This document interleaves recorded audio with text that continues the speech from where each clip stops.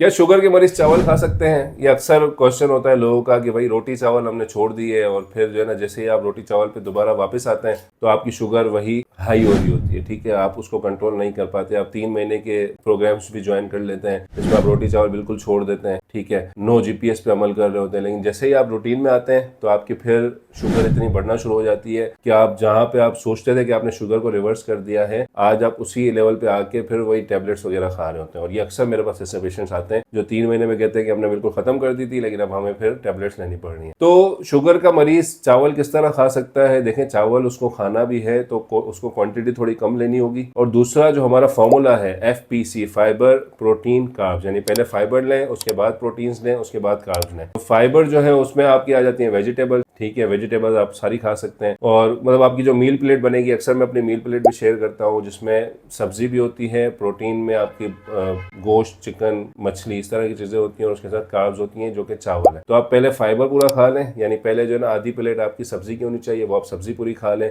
उसके बाद जो आधी प्लेट है उसके 2 हिस्से करें, एक में प्रोटीन डालें और एक में कार्ब्स यानी चावल डालें। प्रोटीन वाली जो साइड है उसकी आधी साइड आप खत्म कर दें, आधी साइड जो रह जाए वो आप चावल के साथ मिक्स करके खा लें। तो इससे आपकी ग्लूकोज स्पाइक नहीं आएगी। तो शुगर का मरीज बिल्कुल चावल खा सकता है, लेकिन कोशिश ये करे कि वो खाने के एंड पर खाए। शुक्रिया।